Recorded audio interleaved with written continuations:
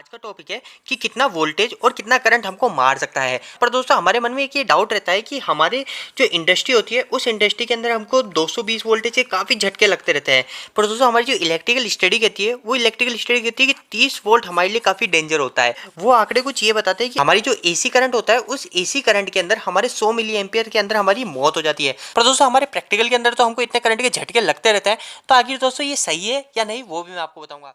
तो दोस्तों सबसे पहली चीज मैं आपका ये डाउट क्लियर करूं कि आखिर वोल्टेज या करंट हमारे लिए क्या डेंजर है। तो दोस्तों हमको दोनों होने चाहिए। अगर जैसे कोई शख्स है उस शख्स को मारने के लिए वोल्टेज भी होना चाहिए और करंट भी होना चाहिए वायर के अंदर, तभी वो इंसान मरेगा। अगर उसके अंदर वोल्टेज बिल्कुल नहीं है, वोल्टेज जीरो है या फिर उसके अंदर करंट जीरो है, यानी कोई भी एक चीज बिल्कुल जीरो है, तो ये आदमी मर नहीं सकता। चाहे वोल्टेज आपकी इसमें 10,000 वोल्ट जा रहे हो या फिर 40,000 वोल्ट जा रहे हो, या फिर इसके अंदर करंट 50,000 जा रही हो, 50,000 एम्पीयर जा रही हो, या फिर 60,000 एम्पीयर जा रही हो। पर दोस्तों अगर वोल्टेज नहीं होगा, वोल्टेज जीरो होगा, तो कितना भी करंट हो इंसान नहीं मर सकता। पर दोस्तों हमारी जो इलेक्ट्रिकल स्टडी कहती है वो इलेक्ट्रिकल स्टडी के आधार पर मैंने ये एक टेबल बना रखी है। पहले आप ये समझिए, फिर बाद में दोस्तों मैं आपको बिल्कुल अच्छे से समझा दूंगा कि आखिर ये इलेक्ट्रिकल जो सारणी जो है ये सारणी सही है या नहीं है।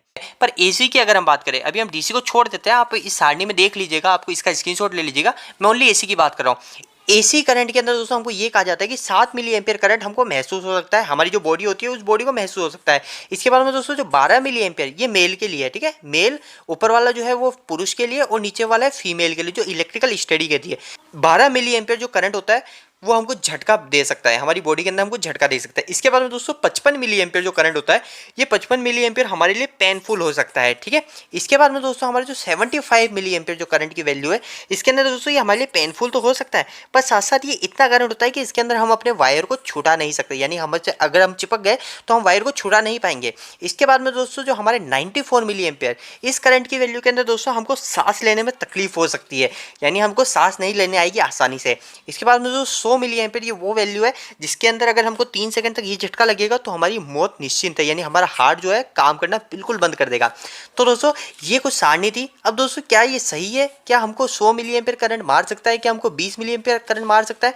तो दोस्तों हम एक उदाहरण लेके चलेंगे 20 मिली एम्पियर करंट का। क्या हमको 20 मिली एम्पियर करंट मार सकता है? इस सारणी के मुताबिक तो दोस्तों हमारे लिए 20 मिली एम्पियर हमारे पेनफुल में आ रहा है, यानी 12 मिली एम्पियर तो हमारे लिए आ रहा है झटके के अंदर और 55 मिली एम्पियर हमारा आ रहा है पेनफुल के लिए। तो दोस्तों हम मान के चलते हैं 20 मिली एम्पियर क्या हमारे लिए डेंजर है या नहीं। तो दोस्तों बात कहाँ पे आती है? बात यहाँ आती है दोस्तों, अगर 20 मिली एम्पियर करंट है तो इसके अंदर दोस्तों हमको क्या वोल्टेज हाई चाहिए। आप ये सोचिए, आपको किसी इंसान को मारना है, तो अगर ये इंसान को मारना है और आपको 20 मिली एम्पियर से मारना है, तो दोस्तों 20 मिली एम्पियर से मारने के लिए आपको इसको हाई वोल्टेज से मारना पड़ेगा, यानी इसको वोल्टेज ज़्यादा देने पड़ेंगे। पर अगर इसी इंसान को आपको 20 मिली एम्पियर से नहीं 100 मिली एम्पियर से मारना है, 100 मिली एम्पियर से मारना है, तो आपको इसके अंदर वोल्टेज कम देने पड़ेंगे। बात कुछ इस प्रकार से आती है, अगर इस इंसान को आपको 5 एम्पियर दे रहा हूँ, मैं 5 एम्पियर दे रहा हूँ इंसान को मारने के लिए, तो आपको वोल्टेज बहुत ही कम देना पड़ेगा, यानी वोल्टेज आप कम वोल्टेज में भी इस इंसान को मार पाओगे। तो एक बार मैं आपको समझा देता हूँ अच्छे से कि आखिर कैसे वर्क करता है। तो दोस्तों पूरा का पूरा खेल होता है ओम्स लॉ पे। दोस्तों डरिएगा मत, बहुत ही सिंपल लॉ होता है ओम्स लॉ। आखिर क्या कहता है वो मैं आपको समझा देता हूँ। दोस्तों ओम्स लॉ के मुताबिक जो हमारा जो वोल्टेज होता है वो वोल्टेज हम फाइंड आउट करेंगे हमारा करंट मल्टीप्लाई बाय रेजिस्टेंस। अब दोस्तों जैसे कोई इंसान है, इस इंसान के क्या हमारा रेजिस्टेंस अलग अलग होता है। जैसे मेरी बॉडी है, हर चीज़ का कि दोस्तों एक रेजिस्टेंस होता है और वो रेजिस्टेंस के आधार पर ही हमारा करंट फ्लो करता है। दोस्तों करंट फ्लो का मतलब हमारे अंदर से करंट निकलेगा।